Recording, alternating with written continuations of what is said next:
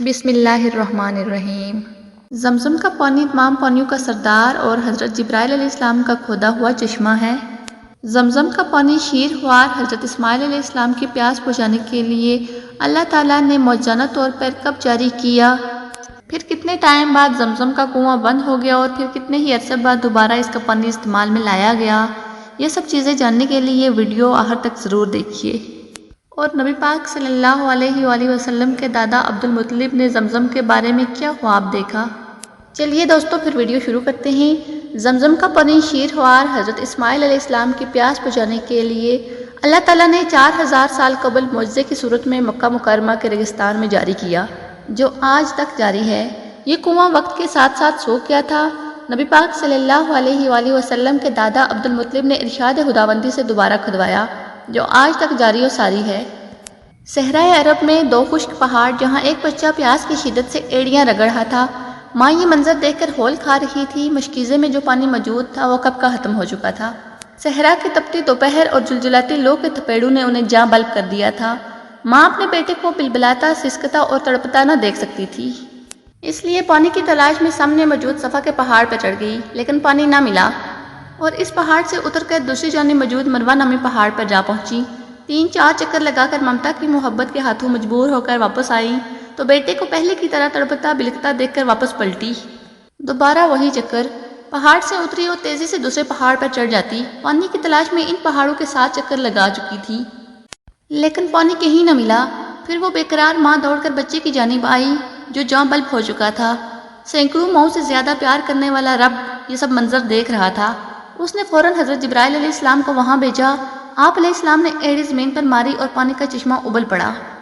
بظاہر آخری سانس لیتے حضرت اسماعیل علیہ السلام کی بیتاب ماں حضرت ہاجرہ علیہ السلام ابلتا پانی کا چشمہ دیکھ کر خوش ہو گئی اور پانی کے گرد منڈیر بنا دی تاکہ پانی ادھر ادھر نہ ہو جائے۔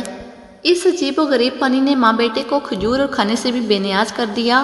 پانی پیتے ہی پیاس کے ساتھ ساتھ بھوک کا احساس بھی مٹ گیا۔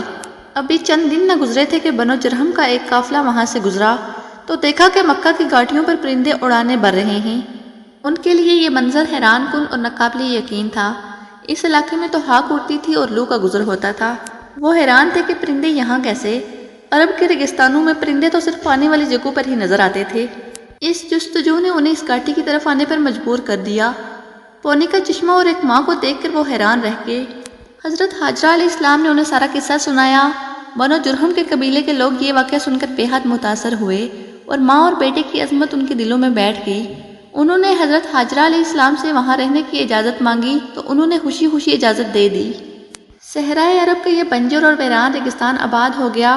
حضرت اسماعیل علیہ السلام بڑے ہوئے تو اس قبیلے کے سردار عمیر بن محاذ کی بیٹی کے ساتھ ان کی شادی کر دی گئی۔ حضرت اسماعیل علیہ السلام کی اولاد پیدا ہوئی تو انہیں بنو بکر کہا جانے لگا۔ بنو بکر اور بنو جرہم باہمی اتفاق و اتحاد کے ساتھ کئی برس تک رہے، لیکن آہستہ آہستہ ان میں اختلاف پیدا ہوا، جو اس حد تک بڑھ گیا کہ بنو بکر نے بنو جرہم کو اس علاقے سے نکال دیا۔ بنو جرہم نے اس علاقے کو چھوڑنے سے پہلے خانہ کعبہ کا سارا خزانہ یعنی غلاف کعبہ اور قیمتی تلواریں زمزم کے کنویں میں ڈال دیں اور مٹی سے کنویں کو بند کر دیا اور زمین کے برابر کر دیا۔ آب زمزم کے ارد گرد کا علاقہ پھر سے ویران ہو گیا۔ حج کے دنوں میں وہ علاقہ آباد ہوتا، لیکن آب زمزم کا یہ قصہ یاد ماضی بن کر رہ گیا۔ پھر کئی برس گزر گئے۔ 6 صدی عیسوی میں خانہ کعبہ کے نگران مطلب بن عبداللہ انتقال کر گئے۔ عبد المطلب کو حاجیوں کے امور کا نگران بنا دیا گیا۔ عبد المطلب حاجیوں کو پانی پلاتے تھے۔ اس مقصد کے لیے مکہ میں کئی کنویں کھودے گئے۔ حضور پاک صلی اللہ علیہ وآلہ وسلم کی ولادت سے چند سال پہلے آپ صلی اللہ علیہ وآلہ وسلم کے دادا عبد المطلب کو خواب میں بشارت ہوئی کہ آب زمزم کا کنواں کھودو اور اس جگہ کی نشانی یہ بتائے گی کہ وہاں چونٹیوں کی بہت سی بلیں ہوں گی اور وہاں ایک کوہ زمین کو کھریدتا رہتا ہے۔ وہ سویرے عبد المطلب اپنے بیٹے حارث کے ساتھ اس جگہ پہنچے اور کھدائی شروع کر دی۔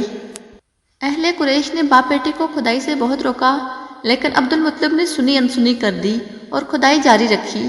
قریش نے باپ بیٹے کی کوئی مدد نہ کی۔ 3 دن کی انتھک محنت کے بعد آخر گوہر مقصود ہاتھ آ ہی گیا۔ عبد المطلب کھدائی کرتے اور حارث مٹی اٹھا کر باہر پھینکتے۔ زمزم کا کنواں نکل آیا۔ عبد المطلب کے ہاتھ بہت بڑا خزانہ لگا جو بنو جرہم نے دفنایا تھا۔ اب قریش کی آنکھیں بھی کھل گئی۔ وہ عبد المطلب کے پاس آئے اور کہنے لگے، کنواں تو ہمارے باپ اسماعیل کا ہے، اس خزانے میں ہمارا بھی حصہ بنتا ہے۔ عبد المطلب نے صاف انکار کر دیا۔ قریش بھی ٹلنے والے نہیں تھے، انہوں نے لڑائی اور جھگڑے کی دھمکی دے دی۔ ابن اسحاق کی روایت ہے کہ معاملہ خراب ہوتا دیکھ کر عبد المطلب نے پیشکش کی کہ معاملے کا حل کر دیا جائے۔ چنانچہ معاملے کو مٹانے کے لیے عرب کے دستور کے مطابق کسی باعلم اور دانش مند شخص پر فیصلہ چھوڑ دیا گیا۔ اہل قریش نے کہا کہ شام میں رہنے والے قبیلے بنو سعد کے کہنا ہی اس کا فیصلہ کر سکیں گے۔ عبد المطلب نے یہ بات مان لی اور مختلف قبائل کے نمائندہ افراد کے ہمراہ شام کے لیے رخت سفر باندھ لیا۔ سفر طویل تھا، راستے میں میلوں پر پھیلے صحرا سے گزرنا تھا۔ صحرا میں اکثر لوگوں کا پانی ختم ہو گیا، پیاس کے مارے لوگوں کی جانیں نکلنے لگی۔ جن کے پاس پانی کے چند گھونٹ تھے انہوں نے دوسروں کو دینے سے انکار کر دیا۔ عبد المطلب کے ساتھی زندگی سے مایوس ہو گئے۔ عبد المطلب نے جب ان کی یہ حالت دیکھی تو انہیں مشورہ دیا کہ بیٹھ کر موت کا انتظار کرنے کے بجائے سفر جاری رکھا جائے، شاید کوئی بستی نظر آ جائے۔ عبد المطلب نے اونٹنی پر سوار ہو کر اسے کھڑا کیا تو نیچے پانی کا چشمہ پھوٹ پڑا۔ خوشی سے ان ناقابل فراموش حالات میں عبد المطلب نے خوشی سے نعرہ لگایا، سب نے پانی پیا اور اپنے برتن بھی بھر لیے۔ یہ ماجرا دیکھ کر تمام قبائل کے نمائندہ افراد حیران رہ گئے۔ انہوں نے کہا، عبد المطلب اب ہمیں آگے جانے کی ضرورت نہیں، قدرت نے راستے میں ہی تمہارے حق میں فیصلہ کر دیا ہے۔ اب ہم تم سے زمزم کے مسئلے پر نہیں جھگڑیں گے۔ جس ذات نے اس بے عیب و غیب ویرانے میں تمہارے لیے چشمہ جاری کیا ہے، بے شک اسی نے تمہارے لیے زمزم عطا کیا ہے۔ دوستو، اس کنویں کی عظمت تو دیکھیے۔ آب زمزم حضرت اسماعیل علیہ السلام کے لیے نکالا گیا اور اس کی وجہ ان کی والدہ بنی۔ اللہ تعالیٰ کے حکم سے حضرت جبرائیل علیہ السلام نے یہ پانی جاری کیا اور اس پانی کو تمام انبیاء کرام اور نیک لوگوں نے پیا۔ آب زمزم کا کنواں خانہ کعبہ کے جنوب مشرق میں تقریباً 21 میٹر کے فاصلے پر تہہ خانے میں واقع ہے۔ اس کنویں کی گہرائی تقریباً 98 فٹ اور اس کے دہانے کا قطرس 3 فٹ 7 انچ تا 8 فٹ 9 انچ ہے۔ 1953 میں یہ پانی ڈول کے ذریعے نکالا جاتا تھا، مگر اب مسجد حرام کے اندر اور باہر مختلف مقامات پر آب زمزم کی سبیلیں لگا دی گئی ہیں۔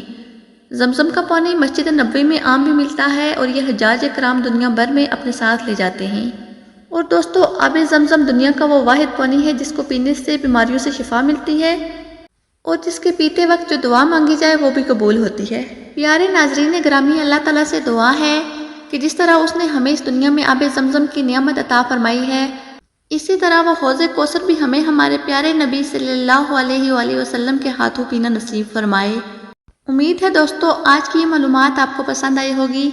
اگر یہ ویڈیو پسند آئی ہے تو ویڈیو کو لائک کریں اور چینل کو سبسکرائب کریں تاکہ آنے والی نئی ویڈیوز کی نوٹیفیکیشن آپ کو ملتی رہے۔ جزاک اللہ۔